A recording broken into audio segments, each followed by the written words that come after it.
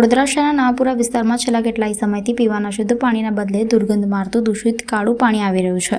Drainage અને પીવાના પાણીની લાઈન મિક્સ થતાં દૂષિત પાણી આવે છે. આ અંગે સ્થાનિકો દ્વારા અનેકવાર રજૂઆત કરવામાં આવી છે, પરંતુ તંત્ર દ્વારા કોઈ ઉકેલ લાવવામાં આવ્યો નથી, જેના કારણે ભર ચોમાસે સ્થાનિકોને પીવાના પાણી માટે વલખા મારવા પડે તેવી સ્થિતિ ઊભી થઈ છે.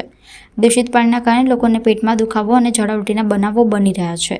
દૂષિત પાણીને લઈ વોર્ડ નંબર 13ના કોંગ્રેસ કોર્પોરેટર બાળુ સુર્વે નિવેદન આપ્યું હતું કે કોર્પોરેશન ડ્રેનેજ સફાઈ માટે કર્મચારીઓની સંખ્યા વધારતું નથી. 80,000ની વસ્તીમાં માત્ર 10 જ કર્મચારીઓ હાજર છે, તેમજ પમ્પિંગ સ્ટેશન 40 વર્ષ જૂનું છે, જેની કેપેસિટી પણ વધારાતી નથી. ડ્રેનેજ લાઇન અને પમ્પિંગ સ્ટેશન નવું બનાવવા 5 વખત ટેન્ડર પ્રક્રિયા કરી, પરંતુ તેમ છતાં કોન્ટ્રાક્ટર ટેન્ડર ભરતા નથી.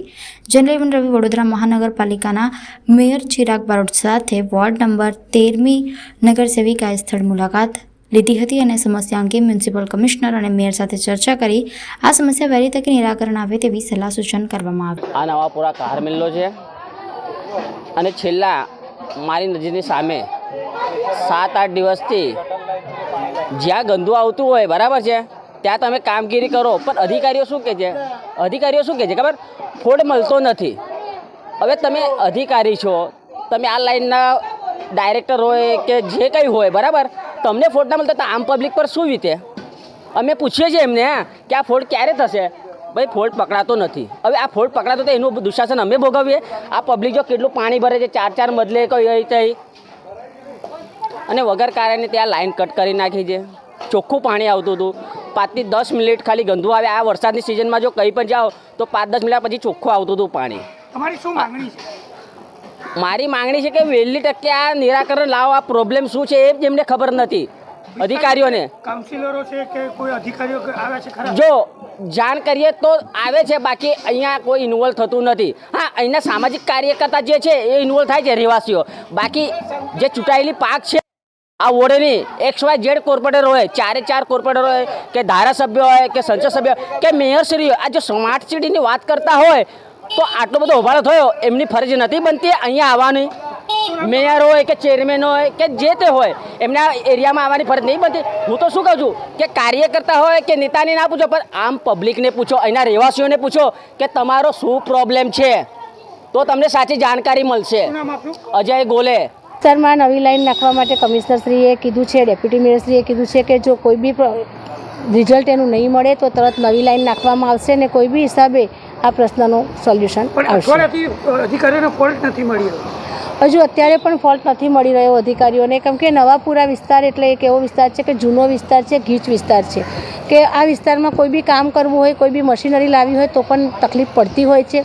બીજું કે ઘણા મકાનોના બાંધકામ એવા થઈ ગયા છે કે ડ્રેનેજ લાઇનની ઉપર પણ બાંધકામ કરી દીધેલા હોય છે, એ મેનહોલ દબાઈ ગયેલા હોય છે એટલે દેખાતા નથી હોતા. એટલે આ પણ વિષય થતો હોય છે સાથે, પણ બધા સાથે મળી અને જલ્દીમાં જલ્દી આનો નિકાલ આવે એવો પ્રયત્ન કરીશું. વર્ષો જૂના પાર્ટીમાં છે, સંગઠનના છે, એટલે એમને ખબર છે કે વિસ્તારના લોકોની શું સ્થિતિ હોય છે. એ બીજી ટર્મના કાઉન્સિલર છે, પહેલાં પણ એ કાઉન્સિલર રહી ચૂક્યા છે, એટલે એમને વિસ્તારના લોકોની તકલીફ ખબર હોતી હોય છે. અમે બધા જ mayor, commissioner Shri, chairman, deputy mayor, નેતા બધાને રજૂઆત કરી હતી.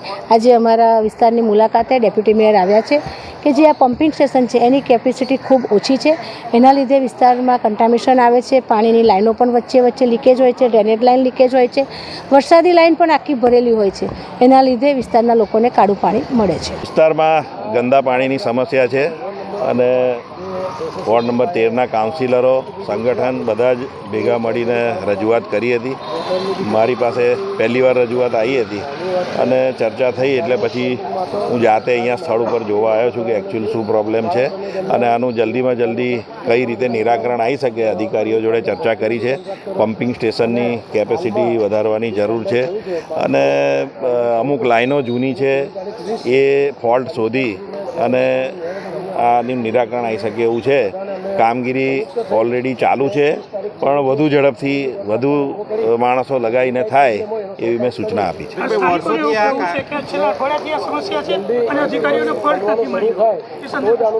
ડ્રેનેજના ફોલ્ટમાં આવું જ હોય. આખા શહેરમાં કોઈ પણ જગ્યાએ ડ્રેનેજનું ધારો કે ગંદુ પાણી આવતું હોય તો આ ટ્રાયલ એન્ડ એરરની રીતે જ શોધાતો હોય છે, કારણ કે જમીનની નીચે કઈ જગ્યાએ કોનું કનેક્શન લીક છે એ તમને એકદમ ખબર ના પડે.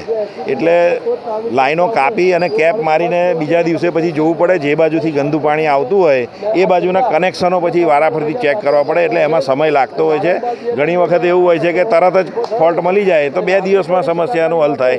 ઘણીવાર ફોલ્ટ ના મળે તો વધારે દિવસ પણ લાગે. એટલે એવું નથી કે તંત્ર કામ નથી કરતું. તંત્ર પૂરી જવાબદારીથી કામ કરે છે અને આ સમસ્યાનું હલ આવી જશે. એસટીપીની વર્ષોથી માંગ ઉઠી છે. પાર્ટીના કાઉન્સિલરો તો ખરા પણ સાથી પક્ષના કાઉન્સિલરો પણ આની માટે વર્ષોથી માંગ કરતા રહે છે. કેમ લેટ થયું? લેટ એમાં એટલે થયું છે કે તંત્રએ તો એની જવાબદારીપૂર્વક આનું ટેન્ડર બહાર પાડેલું હતું, પરંતુ હમણાં જ મને જાણકારી મળી કે છેલ્લા 5 વખતથી આ ટેન્ડર કોઈ કોન્ટ્રાક્ટર ભરતા નથી. એટલે એના લીધે સમય જઈ રહ્યો છે. હવે કયું કારણ છે કે કેમ નથી ભરતા એનું મેં એમને તપાસ કરવાનું કીધું છે અને હમણાં પણ આ ટેન્ડર ચાલુ છે. એટલે અમે એવો પ્રયત્ન કરીશું કે આ ટેન્ડર ભરાય અને જલ્દીમાં જલ્દી આ કામગીરી થાય. નહીં ભરાય તો કયા પગલાં લેવાશે કે કેવી રીતે એસટીપીનું કામ પૂર્ણ થશે? તો પછી કમિશનરશ્રી જોડે બેસીને મેયરશ્રી અમે બધા ભેગા થઈને નિર્ણય લઈશું કે ભાઈ ઓફરથી બી આ કામ આપી દેવાય કોઈને અને આ વિસ્તારનો સમસ્યા હલ થાય.